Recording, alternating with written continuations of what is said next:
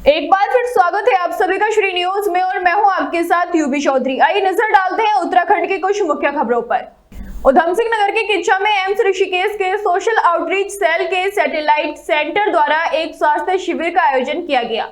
स्वास्थ्य शिविर का शुभारंभ सांसद अजय भट्ट, विधायक तिलकराज बेहड़, ऋषिकेश एम्स के प्रोफेसर मीनू सिंह द्वारा दीप प्रज्वलित कर किया गया। इस स्वास्थ्य शिविर में एम्स के विशेषज्ञ उपलब्ध रहे, जिसमें किच्चा के सुदूर क्षेत्र के लोगों और स्थानीय जनता ने स्वास्थ्य परीक्षण का लाभ उठाया। इस दौरान विभिन्न बीमारियों के बारे में उन्हें जागरूक भी किया गया। ये इतिहास बदलते रह रहा है। मोदी जी ने जो एम्स हमको दिया था ऋषिकेश, उसी के अंतर्गत आज वहाँ की जो डायरेक्टर साहिबा हैं वो यहाँ पर हैं। हमारा जो सैटेलाइट सेंटर यहाँ खुल रहा है, बहुत तेज़ी से काम हो रहा है, लेकिन काम होने तक फ़िलहाल यहाँ पर पहला कैंप लगा है, फिर दूसरा, फिर तीसरा, तब तक कैंप लगते रहेंगे ताकि जितने भी बीमार हैं यहाँ के, असाध्य रोग हो चाहे कैसे भी हो, उनको ट्रीटमेंट मिल सके और जो बहुत ज़्यादा गंभीर होंगे तो उनको यहीं से ऋषिकेश ले जाया जा सके एम्स में।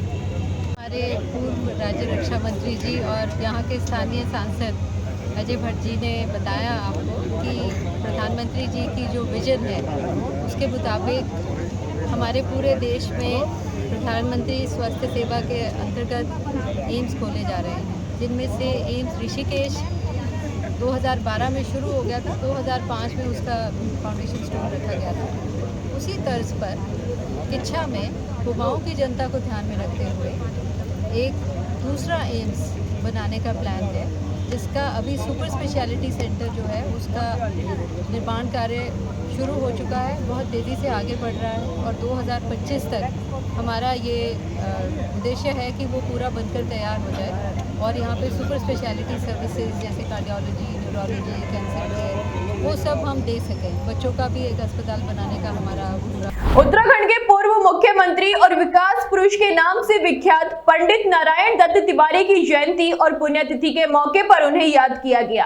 कांग्रेस के स्वराज आश्रम में कांग्रेसी नेताओं ने पंडित नारायण दत्त तिवारी की जयंती और पुण्यतिथि के मौके पर श्रद्धा सुमन अर्पित करते हुए उन्हें याद किया। इस दौरान कांग्रेस जिला अध्यक्ष ने बताया कि विकास पुरुष पंडित एनडी तिवारी की जयंती और पुण्यतिथि एक ही दिन यानी 18 अक्टूबर को आती है। उन्होंने कहा कि पंडित नारायण दत्त तिवारी ने पूरे देश के विकास में अहम भूमिका निभाई। वो न सिर्फ केंद्र में लगभग सभी विभागों के मंत्री रहे, बल्कि उत्तर प्रदेश और उत्तराखंड के 4 बार मुख्यमंत्री रहे और राज्यपाल भी रहे हैं।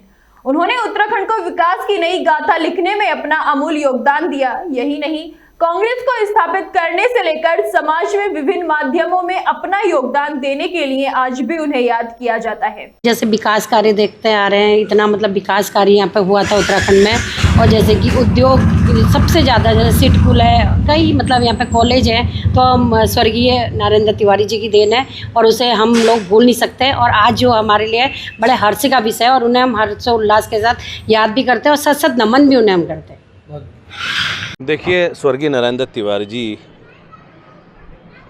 जो विकास पुरुष के नाम से भी जाने जाते थे और हिमालय पुत्र के नाम से भी जाने जाते थे। तिवारी जी की जो विकास परक सोच थी, जिसका लाभ उत्तराखंड को मिला, जिसका लाभ उत्तर प्रदेश को मिला और भारत सरकार में विभिन्न जिम्मेदारियों के तहत, विभिन्न मंत्रालयों के तहत उन्होंने जो विकास पूरे समूचे भारत में किए, तो आज उत्तराखंड जो विकास उन्होंने किए, जो उससे रेवेन्यू इकट्ठा होता है, उस पर आज निर्भर करता है। जितनी भी तनख्वाहें जाती हैं, जो भी राजस्व प्राप्त होता है, जो तिवारी जी नींव रख के गए इस उत्तराखंड की, और ऐसे महान पुरुष को आज हम श्रद्धांजलि देते हैं, उनको याद करते हैं, नमन करते हैं और हम उनके आदर्शों में चलने का संकल्प लेते हैं।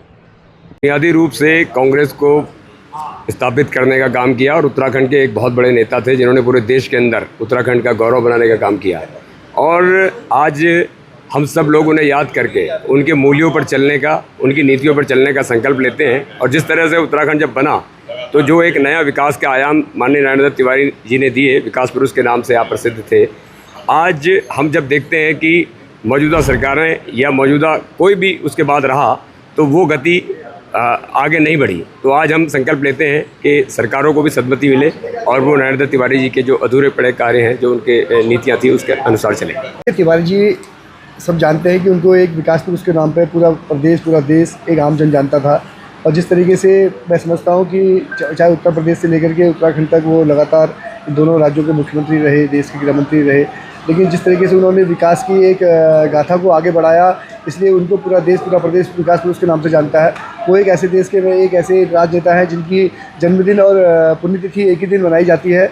इसलिए आज ये इस त्यौहार को हम इसको खुशी और गम दोनों के रूप में यहाँ पर हम लोग इसको वो करते हैं, लेकिन आज हम इसको विकास के रूप में आज के दिन को हम मनाते हैं 18 अक्टूबर को, क्योंकि तिवारी जी ने विकास किया है और विकास के रूप में हम सभी को जानते हैं। क्योंकि नारायण दत्त तिवारी जी की आज पुण्यतिथि मनाने के लिए हम सभी लोग यहाँ पे एकत्रित हुए हैं और वह एक बहुत ही बड़े दिग्गज नेता थे जिन्होंने उत्तराखंड ही नहीं बल्कि उत्तर प्रदेश में भी अपने विकास कार्यों से अपनी छाप छोड़ी है। उन्होंने उत्तर प्रदेश में जैसे नोएडा जैसा शहर बसाया और क्या कहते हैं, हल्द्वानी में काठगोदाम में HMT कॉलोनी और रुद्रपुर में सिटकुल जैसे कंपनियों का वो करा। तो इसके लिए समाज पूरा उनका आजीवन ऋणी रहेगा और वो हमारे समाज में हमेशा याद किए जाएंगे। उत्तराखंड में ग्रामीण क्षेत्रों में होने वाले पंचायत चुनाव को लेकर सरकार द्वारा आंगनबाड़ी कार्यकर्ताओं से सर्वे करने को कहा गया है, जिसका आंगनबाड़ी कार्यकर्ताओं ने विरोध किया। आंगनबाड़ी कार्यकर्ताओं का कहना है कि वैसे ही उनके पास उनसे संबंधित बहुत काम है, उसमें उनकी ड्यूटी ग्रामीण क्षेत्र में सर्वे कार्य पर लगाना अनुचित है, जिसका वो विरोध करते हैं। इस पर अध्यक्ष आंगनबाड़ी अमरजीत कौर का कहना है कि उनके विभाग द्वारा ऑफिस में बुलाकर बिना सूचना दिए तुरंत ड्यूटी लगा दिया गया। वो इसका विरोध करते हैं और ग्रामीण क्षेत्र में सर्वे करने में अपनी असमर्थता दिखाते हैं। फिर भी उन पर दबाव बनाया गया तो रैली के माध्यम से इसका विरोध करेंगे। वहीं हिमांशु जोशी तहसीलदार खटीमा का कहना है कि आंगनबाड़ी कार्यकर्ताओं ने कार्य की अधिकता के चलते ग्राम पंचायत में सर्वे करने की असमर्थता दिखाई है। उच्च अधिकारियों को इस संबंध में पत्र प्रेषित किया जाएगा। जो भी उच्च अधिकारी का आदेश होगा उसका पालन किया जाएगा। जोर से बोलना। ज्ञापन दिया है कि जैसे हमारे लोगों को इन्होंने बुलाया कि आप आइए, हम लोग 11:30 बजे हमें मैसेज मिला, वहाँ से 11:30 बजे मैसेज मिला और 1-1:30-2 बजे तक लड़कियाँ आ गई। तो इन्होंने ये नहीं बताया कि आपकी मतलब ड्यूटी लग रही है निर्वाचन में, और अपना सामग्री पकड़ाई और कहा कि साइन करो और जाओ। दबाव है कि नहीं इसमें? ये तो दबाव डाला गया ना एक किस्म का। तो आप क्या चाहती हैं? हम लोग नहीं करना चाह रहे हैं ना, हमारे पास अपने काम विभाग का बहुत है। तो अभी तहसीलदार साहब से आप लोग, अब उन्होंने कहा कि डीएम साहब को लेटर भेजेंगे और उसका निर्णय जो निकालेंगे वो फिर हम बताएंगे आपको। अगर रहेगा आप लोग रैली के माध्यम से फिर हम लोग ज्ञापन निकालेंगे, रैली निकालेंगे, ज्ञापन देंगे, धरना प्रदर्शन करेंगे। आपका सुनना है? अमरजीत कौर। दरअसल आंगनबाड़ी कार्यकर्ताओं का कहना है कि हमारे पास कार्य अधिकताकरण, हम पंचायत चुनाव में जो सर्वेक्षण होना है उसको करने में असमर्थ हैं, ऐसा कह रही थी। तो उस समय में बात तक की गई उनसे, तो उनसे बताया गया कि आपकी जो शिकायतें हैं उससे अधिकारियों को प्रेषित की जाएंगी और जो वहाँ से निर्देश मिलेंगे तदनुसार कार्रवाई की जाएगी। विकासनगर थाना क्षेत्र में घटित चोरी की घटनाओं को अंजाम देने वाले 2 शातिर चोर को 24 घंटे के भीतर चोरी किए गए माल के साथ गिरफ्तार कर लिया है। आपको बता दें कि विकासनगर पुलिस टीम ने मुखबिर की सूचना के आधार पर थाना क्षेत्र में घटित हुई चोरी की घटनाओं को अंजाम देने वाले 2 शातिर अभियुक्तों को जैन बाग हरवटपुर से गिरफ्तार किया है। दोनों अभियुक्तों के कब्जे से चोरी का माल भी बरामद कर लिया गया है। शुक्रवार को थराली मुख्य बाजार में विभिन्न हिंदू संगठनों, व्यापार संघ और स्थानीय जनप्रतिनिधियों ने रैली निकाली, जिसमें विशेष समुदाय के मूल निवासियों को छोड़कर अन्य बाहरी व्यक्तियों को क्षेत्र से बाहर करने की मांग की गई है। दरअसल पूर्व से ही तय कार्यक्रम के मुताबिक हिंदू संगठनों के प्रतिनिधि, स्थानीय जनप्रतिनिधियों और व्यापार संघ शुक्रवार को थराली तिराहे पर एकत्रित हुआ। यहां आयोजित सभा को संबोधित करते हुए भाजपा नेता गंगा सिंह बिष्ट ने कहा कि गत दिनों थराली की एक युवती की नाई का काम कर रहे विशेष समुदाय के युवक ने अश्लील वीडियो वायरल कर दी थी, जिसके बाद यहां के हिंदू संगठनों ने प्रशासन को 1 सप्ताह का समय देते हुए मांगों के निराकरण की बात कही थी। 7 दिन पूरे होने के बाद भी उनकी मांगों पर कार्रवाई नहीं हुई, जिस कारण लोगों में आक्रोश है। को यहाँ पर एक विशेष समुदाय के व्यक्ति के द्वारा एक लव जिहाद का मामला प्रकाश में आया था। उसी के परिप्रेक्ष्य में यहाँ पर पिछले जो एक विभिन्न संगठनों की तरह एक रैली निकाली गई थी और उसमें एक मांग रखी गई थी कि जो अभियुक्त है उसको फांसी की सजा दी जाए। और इसके अलावा जो यहाँ पर बाहरी लोग हैं, व्यापार के लिए जो बाहर से आए हैं, और उनको यहाँ से बाहर करने के लिए भी ज्ञापन दिया गया था। तो उसी परिप्रेक्ष्य में यहाँ पर एसडीएम महोदय थराली ने ये बताया है कि जो अभियुक्त था वो अभी जेल के अंतर्गत है, न्यायालय में विचाराधीन है। जैसे ही उसे न्यायालय से उसको सजा सुनाई जाएगी, उसकी परिप्रेक्ष्य में कार्रवाई की जाएगी। आइए रुख करते हैं हरियाणा की कुछ खबरों की ओर।